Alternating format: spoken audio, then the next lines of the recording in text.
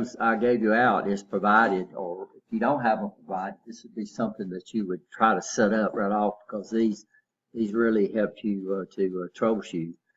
One of them I gave you is what we refer to as a function chart, function sequence chart.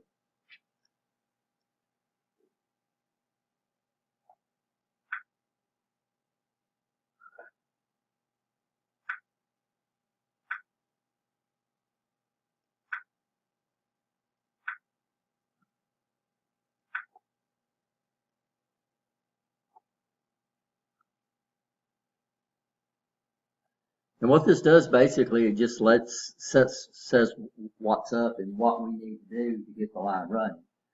By the way, these up carets right here, these are ands.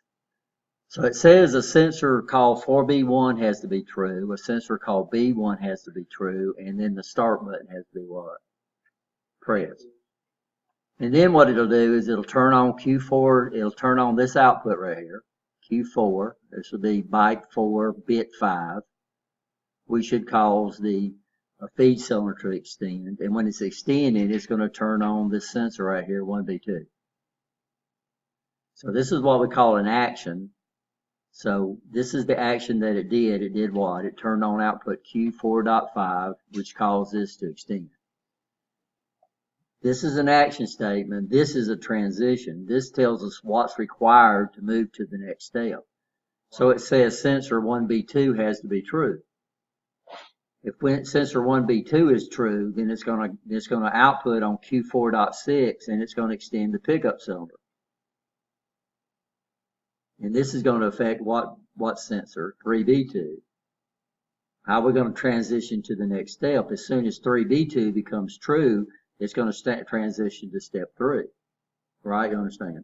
So if I was going to run this thing and I was having problems, I would start it, and let's say it got down here to step 4 and it stopped.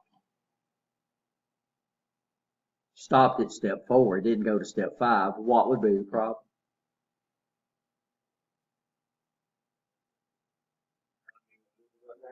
One B1 didn't get activated. That's exactly right. 1B1 didn't get activated for some reason. Either the cylinder didn't extend like it was supposed to, or I've got a problem with what 1B1. But I would know exactly where to go to right off the bat to troubleshoot this thing, right? You understand?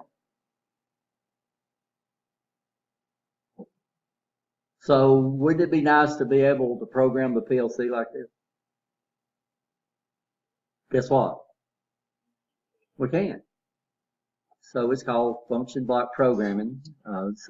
This is one of the languages that we looked at.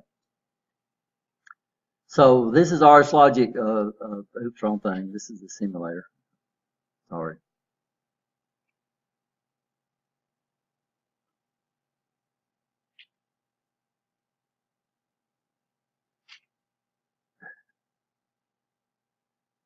So here's RS Logic 5000. This is the ladder diagram. So I've loaded in the ladder diagram.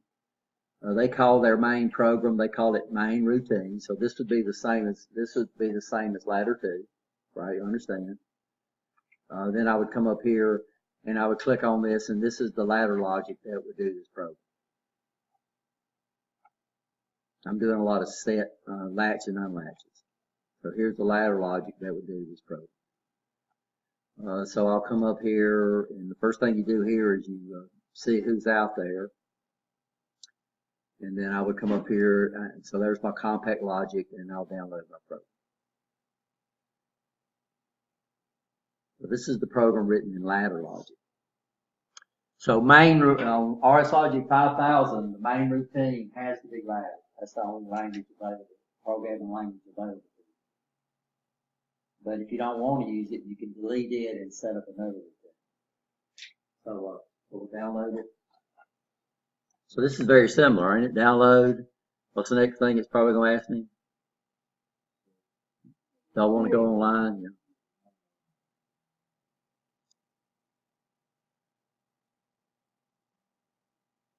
And the guys, this is just like we'll show y'all some little tricks, things here that just a little bit different than what we have to do.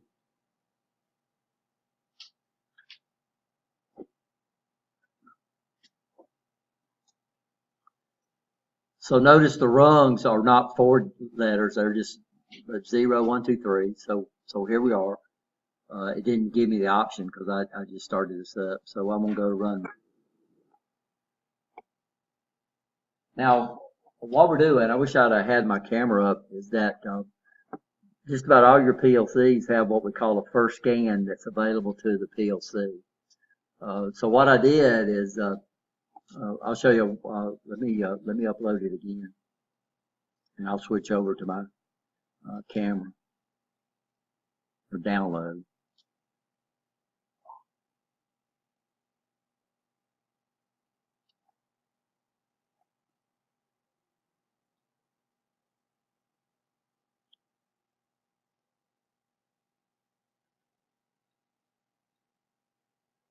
So I'm downloading a new program. So of course, what it's going to do is going to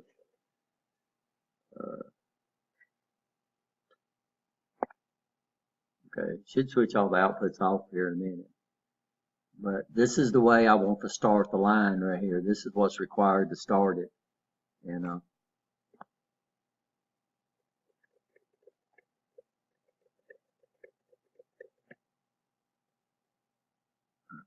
And what I wanted it to do is to come up with these outputs turned on.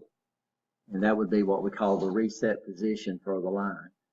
So it's got a reset button on it. If I hit reset, it would automatically retract this cylinder and do this and set up the line from a reset or a start position. So what I wanted to do is, it's not going to do it, but what I wanted to do, so this guy right here, first scan, every PLC I've ever played around with gives you the ability to set it up the first scan. So what it's going to do is it's going to use this move instruction. This is a big difference between the 500 and the RSLogic 500 and RSLogic 5000. And also Siemens used this technique where we specify the base first. Can y'all see up there what it says? There's what, 16? And then I use a hashtag, and then I enter so this number is hexadecimal right there.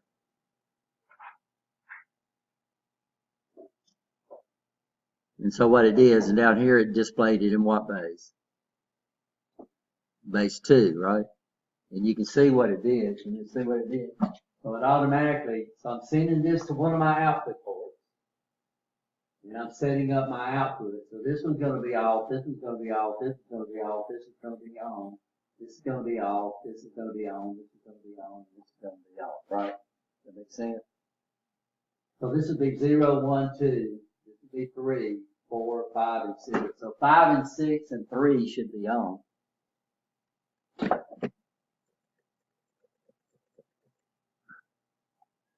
So here's 1, 2, 3. 0, 1, 2, 3. It's on 4, 5, and 6. So what I did is using that first scan. As soon as it switched to run, it went up and set my outputs up where I want to start it, right? Does that make sense? And then I can also hit reset. So I come up here and here's the first one. First one I hit start, and of course, oh, let's look at the ladder. So something's going wrong. So we can go to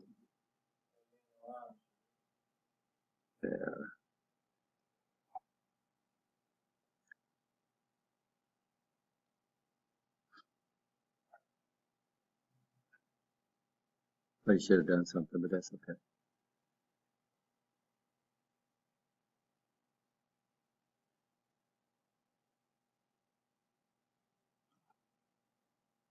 So this looks very similar, right? So I come over and hit the start button.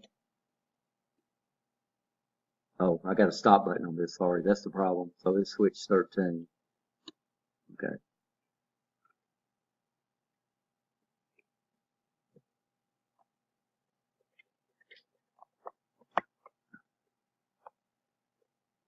So here's the start button. And we would just cycle through it. And this would be going through those steps.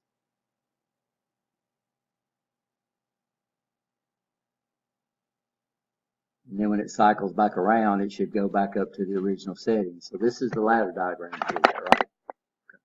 Okay? That makes sense? So what we'll do now is we'll load in the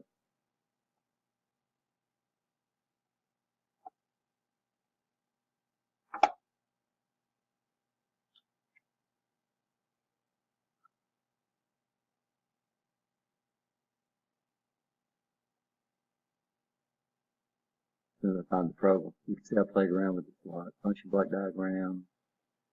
Okay.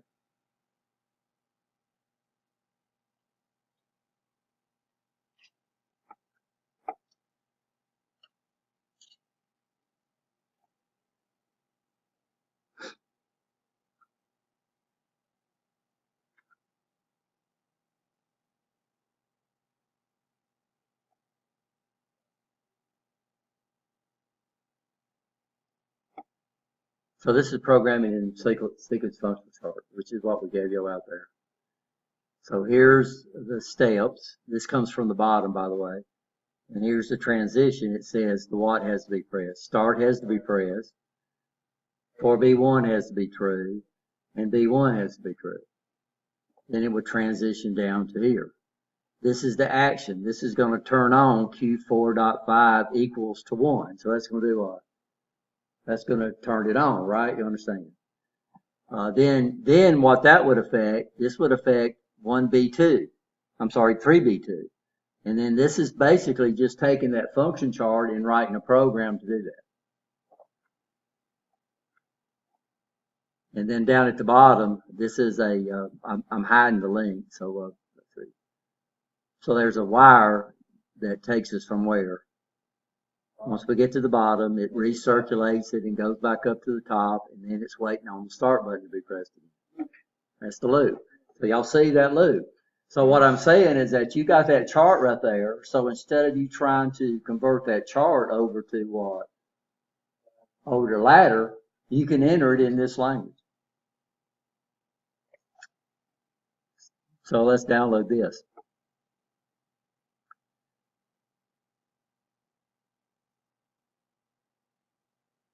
That's another thing to learn. You have to set up the communication every time when you change new programs. So what I have on here, guys, is I've got as soon as it lets me have control back, is we've got a main program. We got a, okay, no we don't.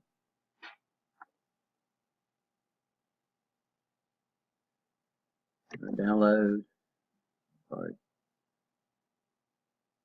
And then it should let me go online, because I think I was online when I,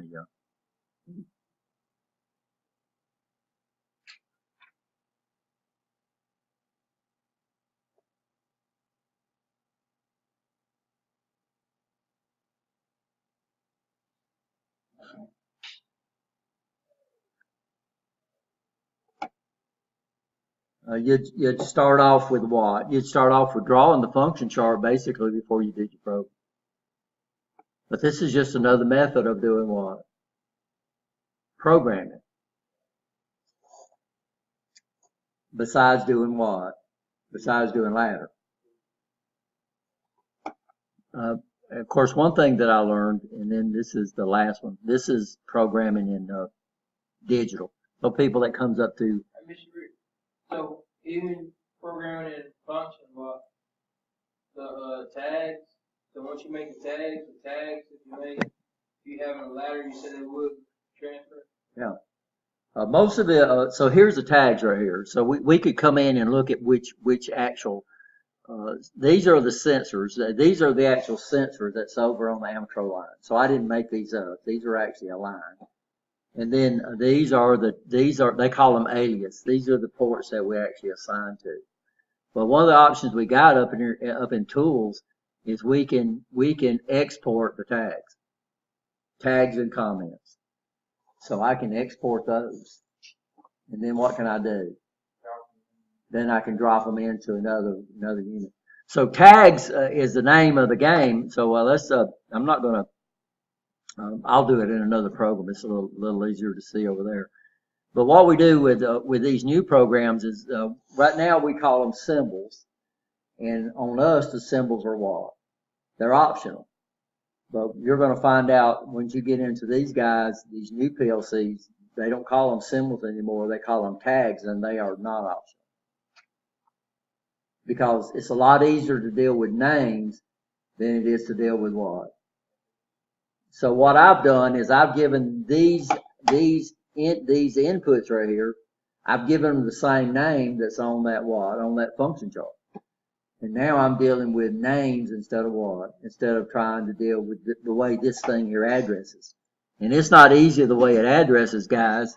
So if it's not on an IO module, you start off with your address by typing what? Local. Then you put a colon. Then you put a word number. Then you put whether it's input or output. Then you have to type in, and there's a colon right here too. Then you have to type in what? Data. And then you come up here and then you type in a bit number. Now that would be if you enter them directly. So most people on this one, they don't enter directly. I'll show y'all that when I get to the next technique.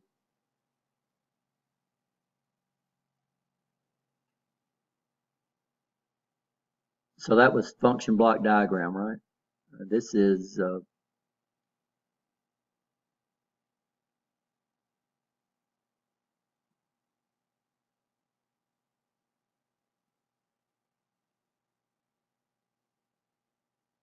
no, I didn't make any changes to it.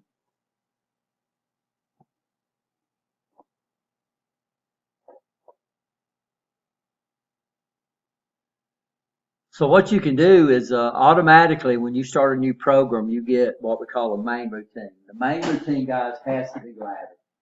Has to be ladder. Has to be ladder. You can delete it. You can delete it if you want to. But what we do is we come up here and we come over here where it says main program right here. And then I'm going to right click and what does it say? Add a routine. Now, when I get over here to add a routine, here's my languages. I can do it in what? Ladder. I can do it in single sequential chart, which is what I gave you. I can do it in function block diagram, or I can do it in structured text. Structured text is where that is programming, guys. That's text language. You know? So robots has made it easy because they have a lot of their commands built into it for you. But basically, robots use kind of like this. It's all text. Everything's text.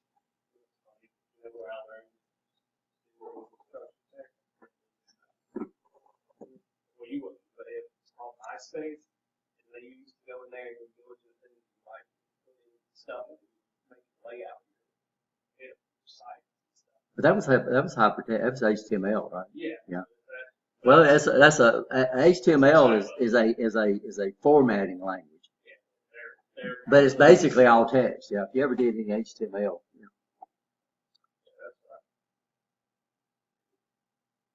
So what I would do is if I was going to add a new module, I would come over here and I would right click on that and I'd go to new routine and then I would come up here and I would select a what? I would select a language. And then what I could do is if I didn't want to use this one, I could do what with it? I could delete it. You know? So you could get rid of the main program. So it automatically comes up and gives you main routine. Anytime you create a project, you get main routine, and it's in ladder. Right? You understand? Yeah. I mean, they're just routine. They're just projects. They're just part of a project. If you delete the main one, I mean, it's no big deal. I mean, so if I came up here and said new, I came up here and said a new program. First of all, you got to give it a name, right?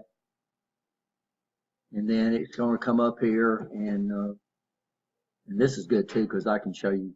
We got two ways we can enter the tags, and this is also standard. So right off the bat, I got a main program, and it's a what? It's ladder. I can come up here. I can right click on that. I can come up here and delete it.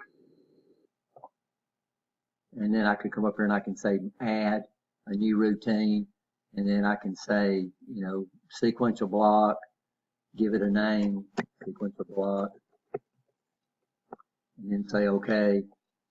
Then that's the language I get. There it is, right? And it starts off with step what? 0. And all I can do now is I can grab these and I'll add steps, right? And then I come over here and I add what we call an action item. This would be over here to the side. I add an action item.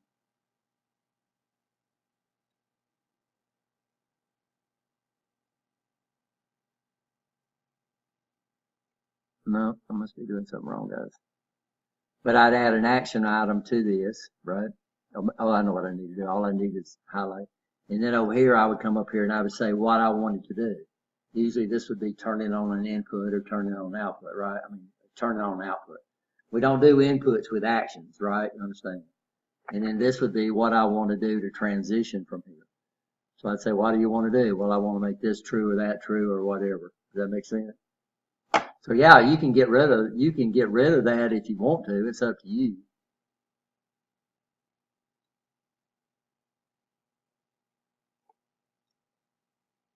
I'm not going to say that. Or you can also leave the main routine up there. And you can do things that you know how to do. So what I'm doing here is I know how to set up my outputs the way I want it to during the first game. And then I come up here and I say, well, chapter up subroutine.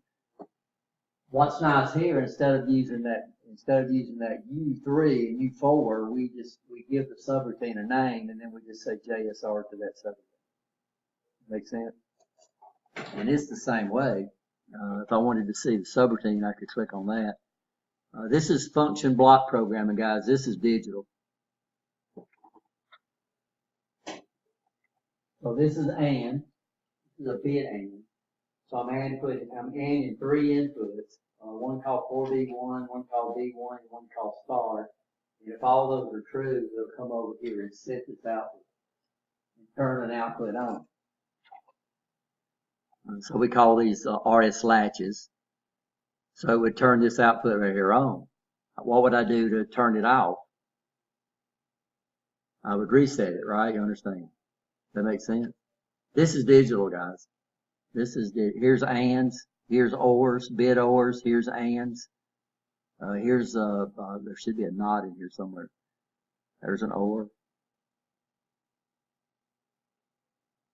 And what you do, if you're going to add a new input, you just come up here and click on that and you add a 4th input. And that adds another input. And then this is where your input's coming from. I would bring down an input box and hook it up there. Right? Then I would come in and I would type in, now it came up and gave me a little X there, and that gave me X, which means what do you think that means? We didn't specify the alias. We specified the tag, but I didn't specify the what? The alias. So I can come up here and I can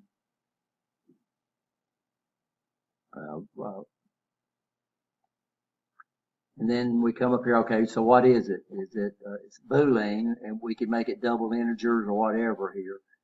It's Boolean, and then I can say, okay, I'm gonna go to an alias. If you leave it as a base, it's a memory bit. And then I come down here, and instead of me trying to remember all these addresses, I come out here and find my inputs. Here's the inputs. Then I go to data. And then I click on that, and all the inputs that are assigned are what? Are grayed out. I just come up here and say, I want to use input 10. And I come up here and click on that. An alias is what the tag stands for. So if I have an alias, it means I have you hear this on police reports all the time. So and so John Doe also uses the alias, all this. So what we're doing is we're saying that the alias for this tag is this port. So they call it an alias.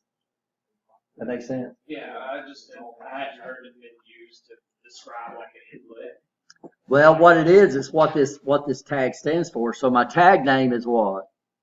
Run. And then I'm assigning it to this input port. Yeah, input, word 1, I input, right? Dot data, and I'm signing it to input 10. But that's pretty complicated syntax, but you don't have to do that, guys. Yeah. All you got to do is go down here, go to what? Input, and just figure out one that's not used, and just click on that, and then come up here and say what? Create. And now notice my what went away. My X went away. Something's wrong up there. But that's okay. I'm gonna delete that anyway. That makes sense?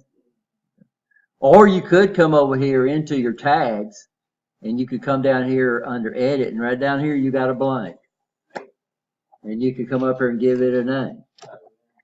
You type it in, right? You understand. What you do over here is you change this over to Boolean because it's going to assign it to a double interview. So I'm going to come up here and assign it to a bit, right? Right? And it's not going to let me do it. So I don't know what's going on there. I'd have to figure this out later on. In fact,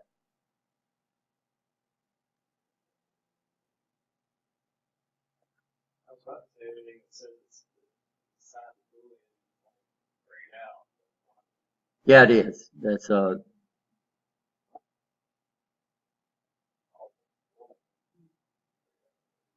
normally what you do, and this is what you'll learn in PLC, is you come up with all your tags first.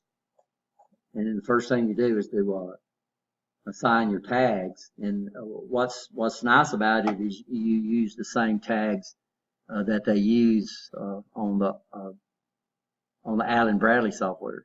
So what we do in PLC 3 is we take the Festo line that's running off Allen Bradley PLCs and we convert it over to Siemens PLC 1200s. And so what we have is we have the Festo line programs.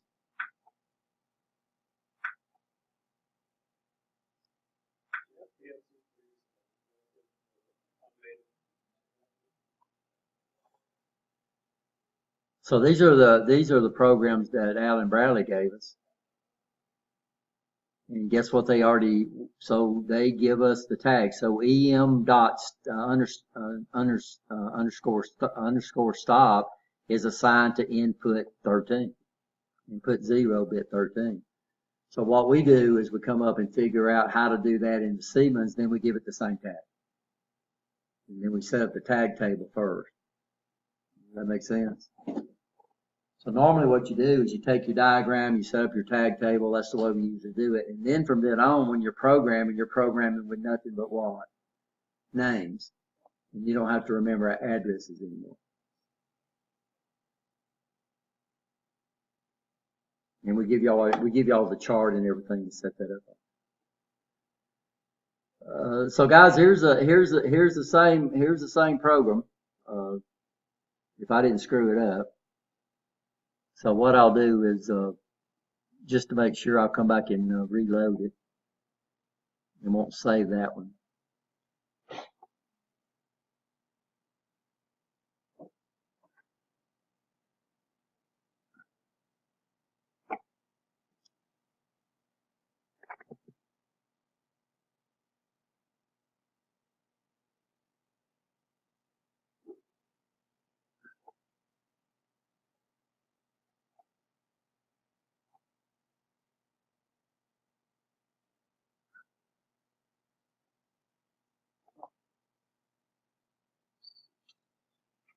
What my computer's doing, it's going crazy. Then what can we do? We'll go to communication, then we'll do what?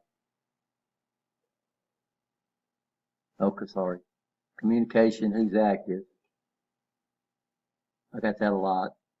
So the first time you load the program on this guy, you have to choose how you're connected to it. That's another thing I like is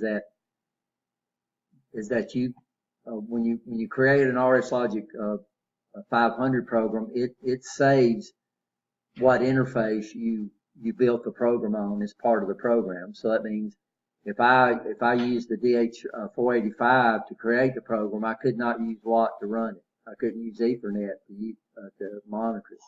So that's another big change that they made.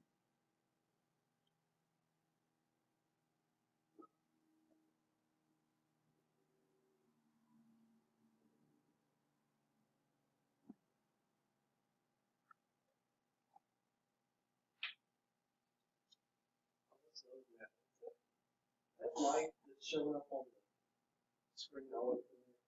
What's that? There's like a light shining. It depends on where you set it. Never noticed it. It's at the top.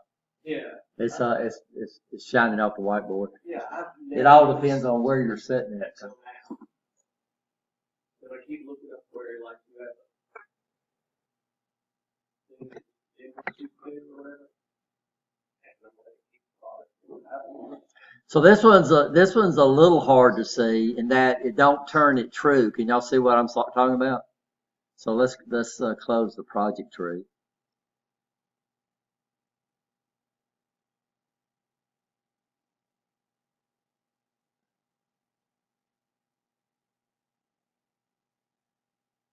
But it says this one's give me a what? A 1. This is give me a 1. This is give me a what? A 0, and it's an AND. So AND says all highs to get a high. So my output is setting at a what? 0. So what's it waiting on? Start, yeah. Now you didn't see this change, but what did this output go to? Went true, right? So if I was looking at my output, that would be output number 3. But I didn't have to deal with that because I gave it a tag, right? Oops. So here's output 3. And so what I would have to do, and what does it say I need to do next on that function chart?